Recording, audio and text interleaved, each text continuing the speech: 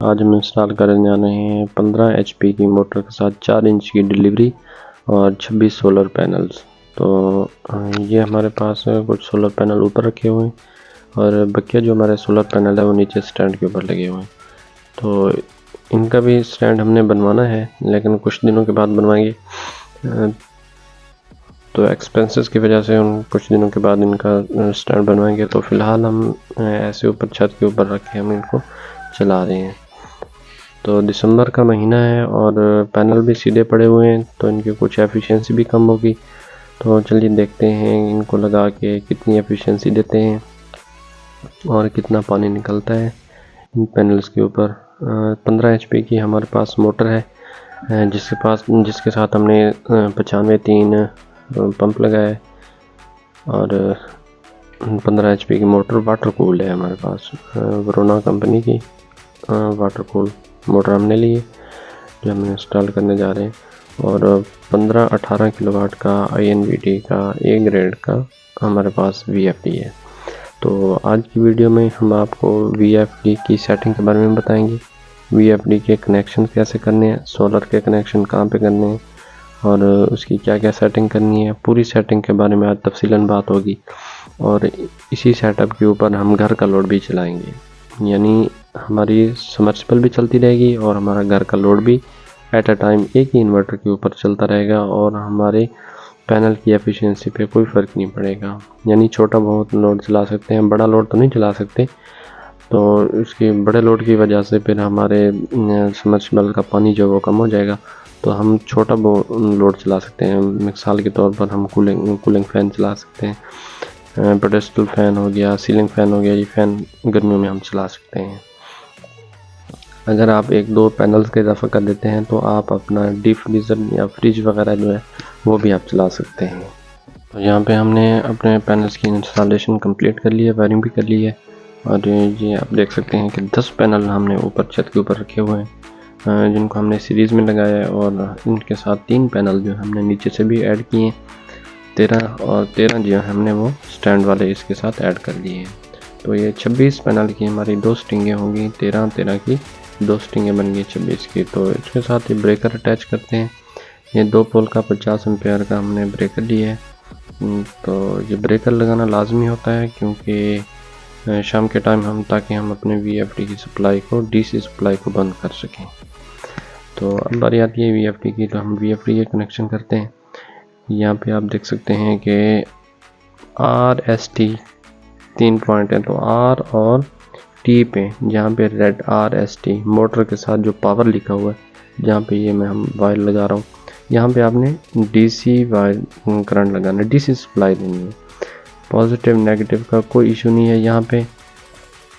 अगर आप RST पे यानी R और T पे देंगे तो यहाँ पे नेगेटिव पॉजिटिव का कोई इशू नहीं है। आप यहाँ पे नेगेटिव कहीं भी दे सकते हैं तो कोई मसला नहीं होगा। तो ये 3 पॉइंट हैं, यहाँ पे 2 पॉइंट्स के ऊपर आप नेगेटिव पॉजिटिव का ख्याल किए बगैर आप अपनी जो है पैनल्स का करंट यहाँ पे DC सप्लाई आप यहाँ पे दे सकते हैं। तो इसमें नेगेटिव और पॉजिटिव का कोई मसला नहीं होगा। यहाँ पे आप देख सकते हैं, यहाँ पे मैं अपने DC सप्लाई के ये दे देता हूँ, दोनों वायर लगा देता हूँ और उसके बाद आगे मैं आपको बताता हूँ।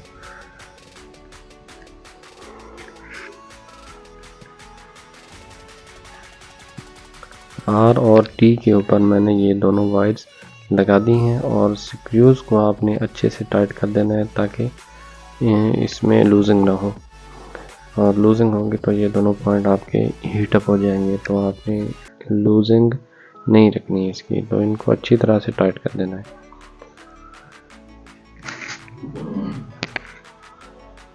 ये हमारे मोटर के हैं, U, V और W, ये 3 पॉइंट जो हैं ये हमारी मोटर के हैं। तो यहाँ पे भी कोई कलर का मसला नहीं है, आप यहाँ पे 3 वायर्स लगा देंगे। 3 वायर्स लगाने के बाद फिर हम देखेंगे कि अगर इसके RPM उल्टे हैं, रिवर्स हैं, तो इनको सीधा कर सकते हैं हम अपने VFD की सेटिंग में भी, और यहाँ से वायर चेंज करने के बाद भी हम अपनी मोटर के जो RPM है वो सेट कर सकते हैं। तो ब्रेकर ऑन करने के बाद आप देखें हमारा VFD ऑन हो चुका है। तो अब हम इसकी करेंगे सेटिंग। तो उसके बाद हम इसकी प्रोग्रामिंग करेंगे। प्रोग्रामिंग के लिए सबसे हमने प्रोग्राम का बटन प्रेस करना है और P003 पे चले जाना है। तो डाटा एंटर प्रेस करेंगे।